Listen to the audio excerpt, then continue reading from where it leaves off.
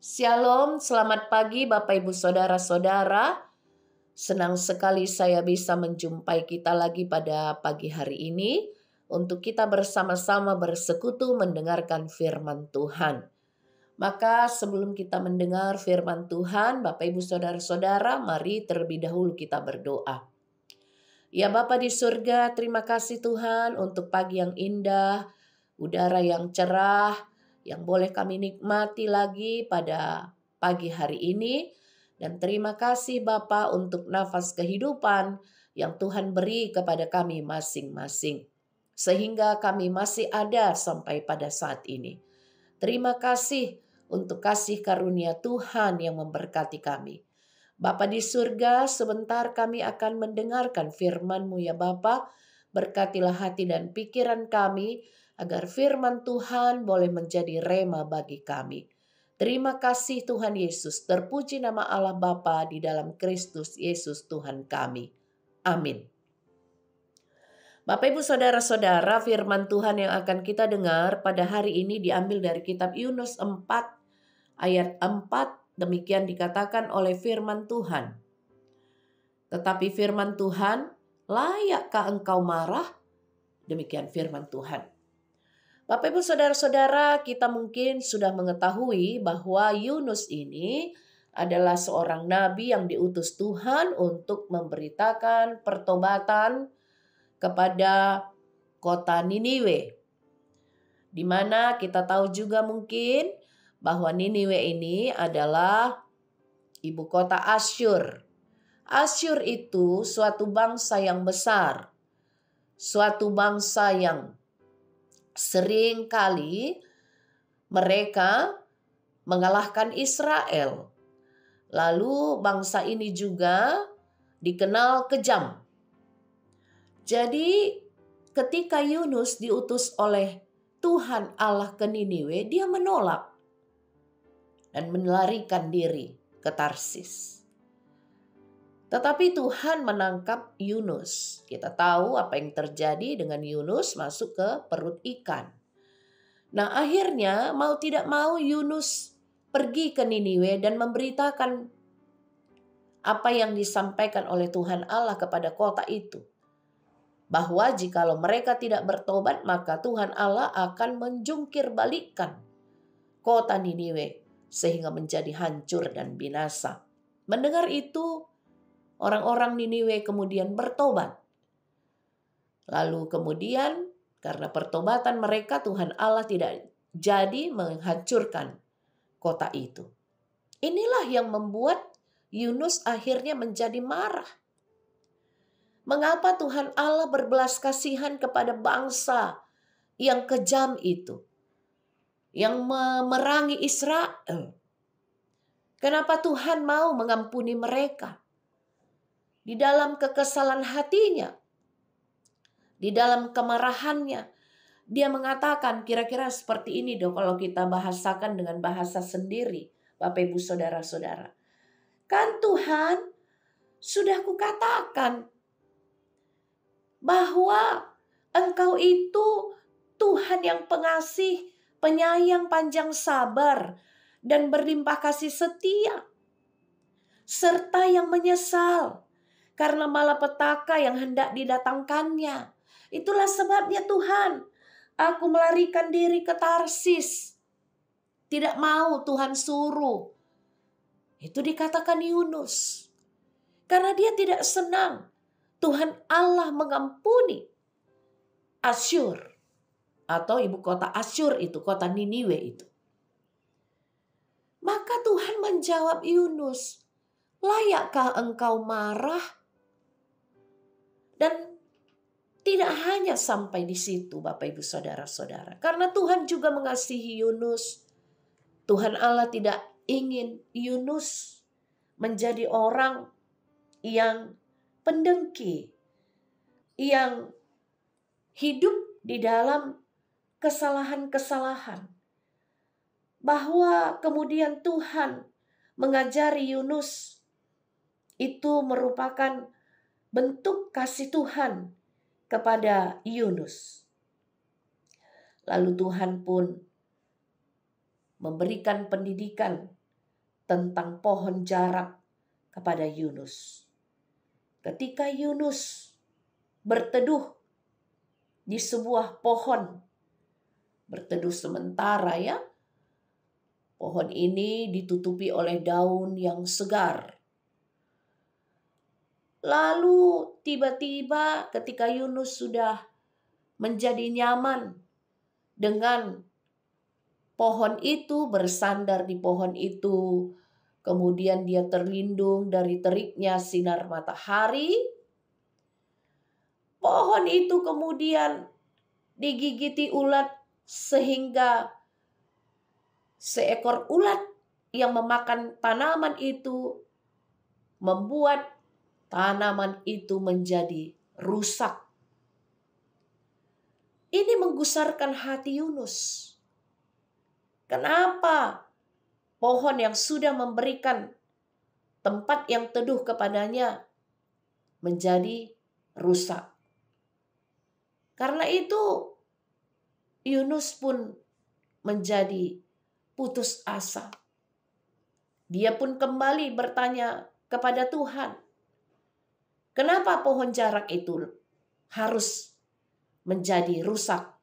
Dan dia kemudian marah kepada Tuhan. Maka Tuhan mengatakan lagi kepada Yunus, layakkah engkau marah karena pohon jarak itu? Nah, ini suatu ajaran kepada Yunus.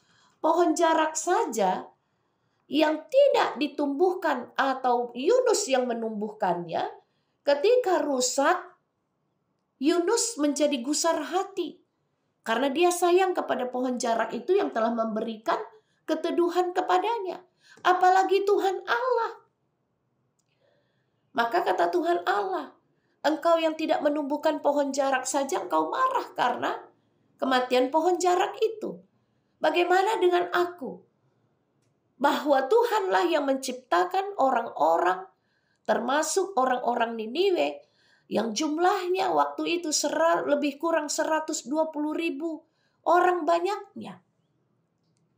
Lalu kata Tuhan bahwa orang-orang Niniwe itu tidak tahu membedakan tangan kiri dan tangan kanan. Yang artinya mereka tidak tahu apa yang benar dan apa yang salah. Mana yang jahat dan mana yang tidak. Tetapi kemudian Yunus datang untuk memberitahukan kepada bangsa itu tentang sebuah pertobatan. Bangsa itu bertobat. Bagaimana mungkin Tuhan menghancurkan orang-orang itu? Mereka adalah ciptaannya, bahwa Tuhan juga mengasihi mereka. Apalagi ketika mereka sudah bertobat. Itulah yang ingin disampaikan oleh Tuhan kepada Yunus melalui pohon jarak. Bahwa Yunus yang mengasihi pohon jarak itu, yang tidak menumbuhkan dengan tangannya, Tuhan juga sayang kepada orang-orang Niniwe. Karena dia yang menciptakannya. Karena itu, Bapak, Ibu, Saudara-saudara, di sini kita belajar tentang belas kasihan Allah kepada manusia dan kemarahan Yunus yang tidak selaras dengan keinginan hati Yunus, tindakan Tuhan. Kita seringkali juga mungkin berkata, kenapa Tuhan? Dia kan orang berdosa. Kok Tuhan masih baik kepadanya? Tuhan masih mengampuninya. Tuhan masih memberikan berkat-berkat kepada dia. Itu kira-kira ya. Apalagi kalau dengan orang yang kita tidak sukai atau yang kita benci. Sepertinya Tuhan begitu baik kepadanya. Kita menjadi kesal. Karena menurut pemikiran kita bahwa orang tersebut tidak layak mendapatkan belas kasihan Tuhan, tidak layak mendapatkan berkat Tuhan. Kita protes.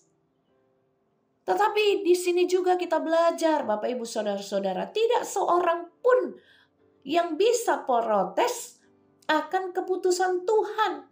Apapun yang mau Tuhan berikan kepada siapa saja, tanpa memandang rupa, tanpa memandang bangsa, tanpa memandang siapa dia, itu adalah kasih karunia Tuhan dan keputusan Tuhan yang Tuhan mau berikan kepada setiap orang.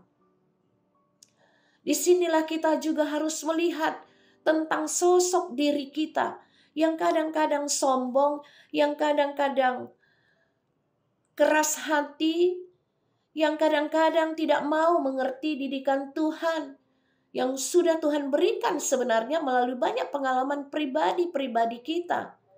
Bahwa kadang-kadang kita berontak, protes terhadap keputusan Tuhan. Jangan begini Tuhan, jangan begitu Tuhan. Maunya dia jangan diberikan Tuhan berkat. Maunya dia Tuhan hukum.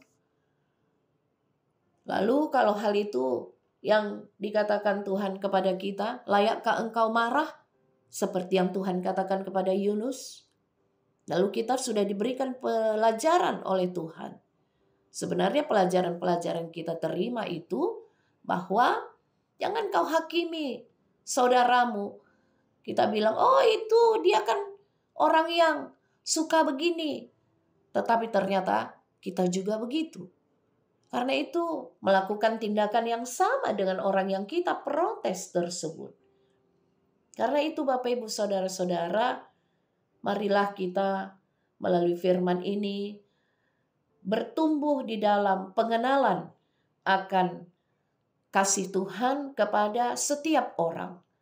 Kita tidak perlu marah atau protes terhadap keputusan Tuhan apapun yang ingin diberikan Tuhan kepada setiap orang, bahkan orang-orang yang kita tidak sukai. Kita tidak boleh seperti Yunus yang egois, yang maunya ini tidak Tuhan lakukan kepada orang tersebut. Lalu kita kemudian menjadi marah juga kepada Tuhan ketika keputusan Tuhan di dalam hidup kita tidak sesuai dengan keinginan kita. Bapak Ibu Saudara-saudara, di dalam hidup ini semuanya sepengetahuan Tuhan dan campur tangan Tuhan. Bahkan kita tidak sanggup hidup tanpa campur tangan Tuhan. Karena itu marilah kita bersyukur ketika Tuhan memberikan anugerah bukan hanya kepada kita, tetapi kepada setiap orang. Karena Tuhan mengasihi ciptaannya. Amin. Kita berdoa. Bapa di surga, terima kasih untuk firman Tuhan pada hari ini. Biarlah kami belajar untuk tidak protes terhadap seluruh keputusan Tuhan, karena anugerah Tuhan melimpah dan kepada setiap orang. Apapun peristiwa yang terjadi di dalam kehidupan kami, itu sepengetahuan dan sekehendak hati Tuhan. Maka yang terbaiklah Tuhan akan lakukan di dalam kehidupan kami manusia. Terima kasih Bapa. Terpuji nama Allah Bapa di dalam Kristus Yesus Tuhan kami kekal selama-lamanya. Amin.